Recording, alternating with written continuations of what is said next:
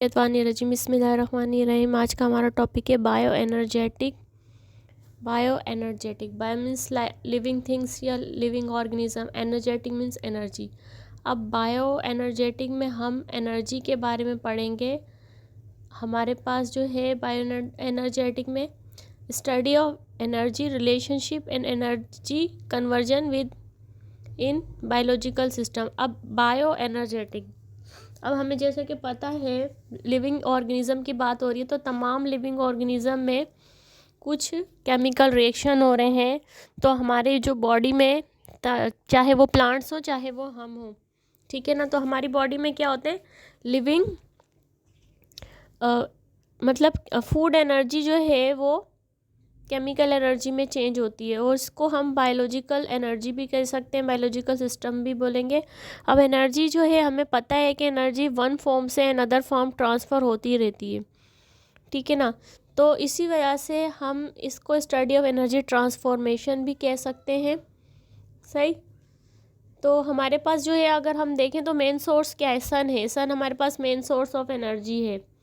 तो अब हमारे पास एनर्जी तो मेन सोर्स है, तो वो मेटाबॉलिज्म प्रोसेस के ज़रिए एनर्जी एब्जॉर्ब करते हैं प्लांट क्लोरोप्लास्ट की मदद से। अब क्या होगा, जब सोलर एनर्जी प्लांट ने गेन की तो फिर वो क्या करेगा, वो सोलर एनर्जी को केमिकल एनर्जी में चेंज करेगा, ठीक है। किसकी मदद से, क्लोरोफिल की मदद से। हमें मालूम है कि प्लांट की बॉडी में ग्रीन कलर क्लोरोफिल की वजह से होता है। फिर हमें ये भी पता है कि हमारी बॉडी में या प्लांट बॉडी में जो एनर्जी बनती है वो शुगर और ग्लूकोज की शक्ल में बनती है। अब ये एनर्जी जो है, केमिकल एनर्जी जो बनी, ग्लूकोज फिर उस एनर्जी को एटीपी में चेंज कर देगा। एटीपी हमारे पास एक एनर्जी है, ठीक है, जो क्या होगा, केमिकल एनर्जी स्टोर होगी फिर हमारे पास शुगर के अंदर, वो हमारी एटीपी की शक्ल में मौजूद होगी।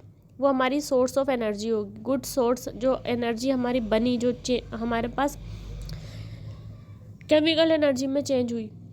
हमें ये भी मालूम है कि जब कोई केमिकल रिएक्शन हो रहे होते हैं, बॉन्ड मेकिंग और बॉन्ड ब्रेकिंग हो रही होती है, तो क्या हो रहा होता है, उस वक्त हमारे पास लॉस और गेन इलेक्ट्रॉन हो रहे होते हैं। ये हम केमिस्ट्री में पढ़ के आ चुके हैं, ठीक है। तो जब ये ऑक्सीडेशन और रिडक्शन प्रोसेस भी इसके अंदर ये यहाँ पर भी होगा, तो हमें पता है ऑक्सीडेशन में लॉस होते हैं इलेक्ट्रॉन और रिडक्शन में गेन होते हैं।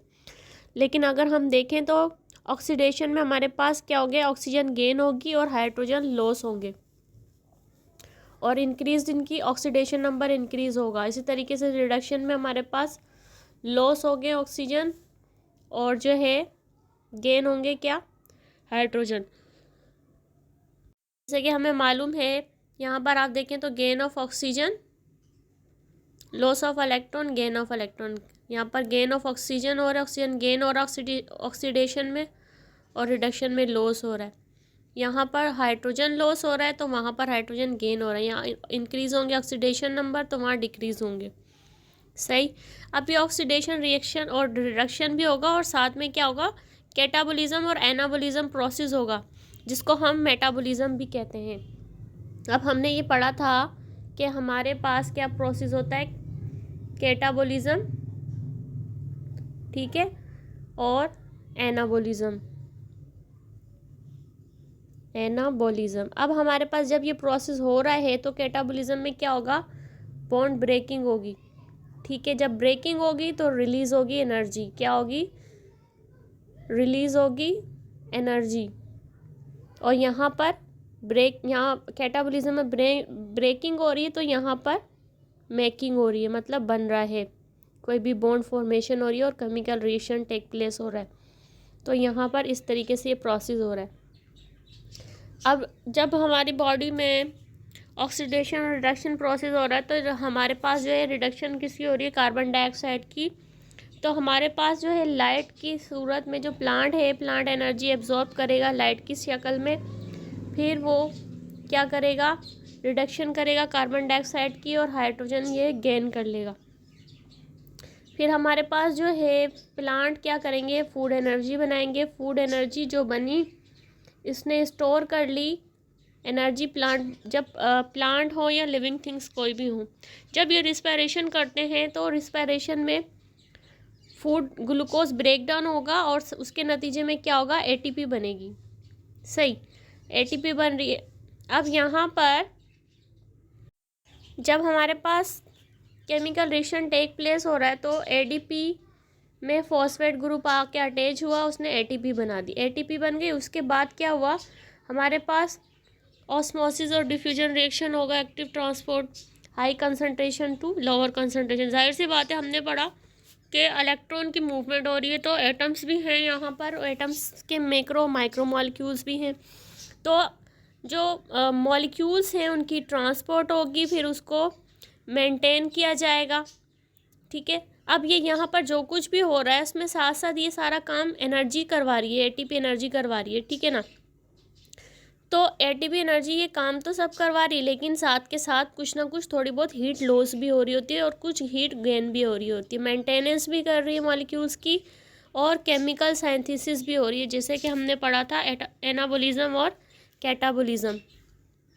अभी हम पढ़ के आ चुके हैं कि हमारे पास क्या है, हमारे पास है इसकी डेफिनेशन। इसमें हम थोड़ा सा और इसमें की मदद से भी देख लेते हैं। हमने पढ़ तो लिया है वैसे, bio means life, energetic means energy. तो लिविंग ऑर्गेनिज्म में जो एनर्जी की ट्रांसफॉर्मेशन हो रही है उसके बारे में। The study of the conversion of free energy into different form of living organism is called bio energy.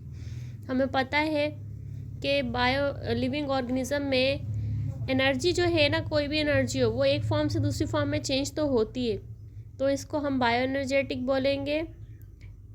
और ये पार्ट है बायोलॉजी का, physics and chemistry concern with the energy involve in making breaking of chemical bond. जाहिर सी बात है, जब energy transformation हो रही है, तमाम लिविंग ऑर्गेनिज्म एटम से बने, जिसे हमने पढ़ी थी बायोलॉजिकल लेवल ऑफ ऑर्गेनाइजेशन, पढ़ा था ना हमने, वही वो आप उसको टॉपिक को देख भी सकते हैं, शुरू के टॉपिक्स में ये फर्स्ट सेकंड चैप्टर, फर्स्ट में था शायद या सेकंड में।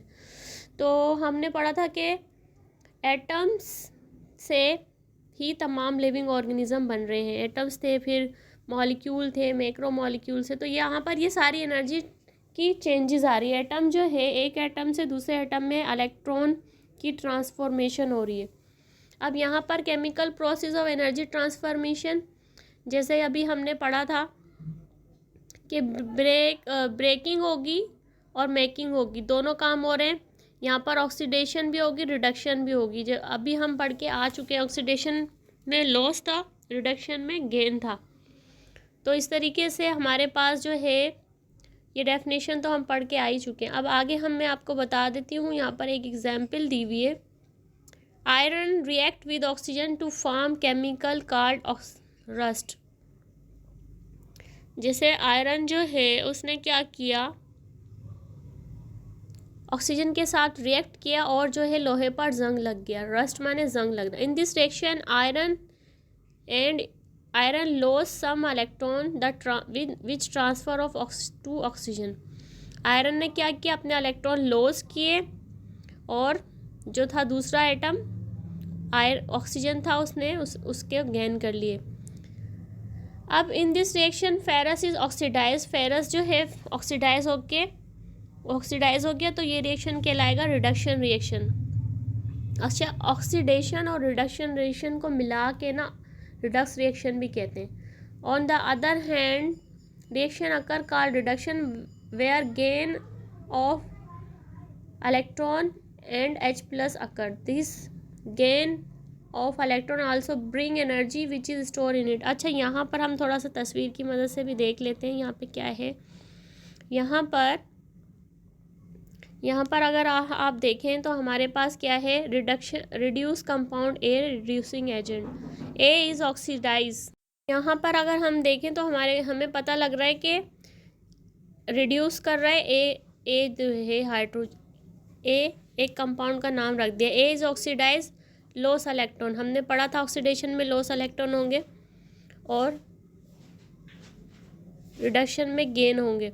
तो यहाँ पर रिड्यूसिंग एजेंट जो है उसने लॉस किया और ऑक्सीडाइज हो गया, ए कंपाउंड ऑक्सीडाइज हो गया। और यहाँ पर बराबर में आप देखें तो आपको ये नज़र आ रहा है ऑक्सीडाइज कंपाउंड बी, ए ने लॉस किया तो बी ऑक्सीडाइज हो गया, तो इसलिए इसका नाम ऑक्सीडाइजिंग एजेंट रख दिया। और बी जो है रिड्यूस होगा और क्या करेगा, अपने आप से गेन करेगा इलेक्ट्रॉन को इसने गेन किया। यहाँ पर आप देखें ये वाले इलेक्ट्रॉन जो है इसने गेन कर लिए। पर हमें आगे क्या पता लग रहा है, आगे हमें ये बता रहे हैं कि लिविंग ऑर्गेनिज्म जो हैं, जितने भी लिविंग ऑर्गेनिज्म हैं वो क्या कर रहे हैं, उनकी बॉडी में ऑक्सीडेशन रिडक्शन दोनों रिएक्शन जो है कंटिन्यूसली हो रहे हैं। इसको मिला के एक साथ क्या नाम दे दिया, रिडक्स रिएक्शन। ट्रांसफ़र एनर्जी होती है इसके अंदर, one molecule to another energy. और ये without this reaction energy transformation become impossible. जाहिर सी बात है, एनर्जी गेन और लॉस नहीं होगी तो फिर नई मॉलिक्यूल और नए कंपाउंड कैसे बनेंगे और नई एनर्जी कैसे बनेगी बॉडी में।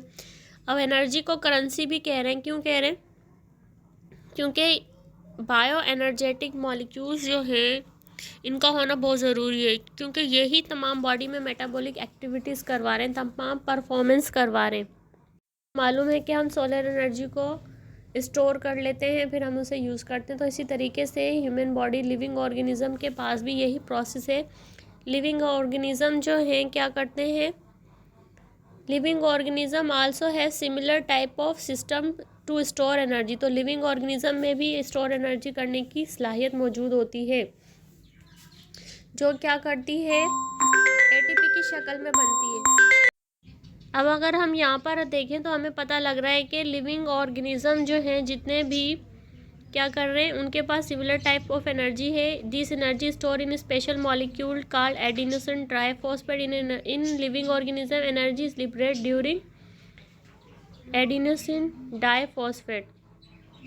तो ये एनर्जी जब रिलीज़ होती है तो एडिनोसिन डाइफॉस्फेट की मौजूदगी में, और बनाते हैं अपना एक नया बॉन्ड जिसको हम फॉस्फेट बॉन्ड बनाते हैं। और क्या होगा, इसके रिज़ल्ट में एडीपी बनेगी, और एडीपी फिर क्या करेगी, यहाँ पर एटीपी बना देगी। जैसे कि हमारे पास एटीपी से हमारे पास डाइफॉस्फेट ग्रुप आके अटैच हुए पेंटोस शुगर के, उसने आके हमारे पास जो है एडी बॉन्ड ब्रेकिंग की, एडीपी बनाया। एडीपी के बाद जो है वो क्या कह रहे हैं कि to form bond with phosphate. तो वो फॉस्फेट ग्रुप के साथ मिलके एक बॉन्ड बना देंगे, जिस फॉस्फेट ग्रुप यहाँ पर आप देखें इक्वेशन में दिखाया ये रहा, और साथ में एक एनर्जी बना देंगे। बोल रहे हैं the amount of energy store 7.3 calories mole per mole is this store energy in ATP will be utilized by living organism by performing activities. This energy is now become free liberate by breaking ATP molecule. जाहिर सी बात है ATP molecule break होंगे। देखें ATP break होके ADP बना रहे हैं, उसके साथ पी फॉस्फेट ग्रुप आके अटैच हो रहा है, और फिर क्या हो रहा है, 7.3 कैलोरीज पर मोल एनर्जी प्रोड्यूस हो रही है। So the formation of ATP is endergonic in energy intake. मतलब एटीपी में क्या होगा, एनर्जी इनटेक होगी। Process and break down of ATP is exergonic. मतलब जब एनर्जी इन हो रही है तो एटीपी, और जब एनर्जी रिलीज हो रही है तो एक्सरगोनिक। तो ये था हमारा टॉपिक।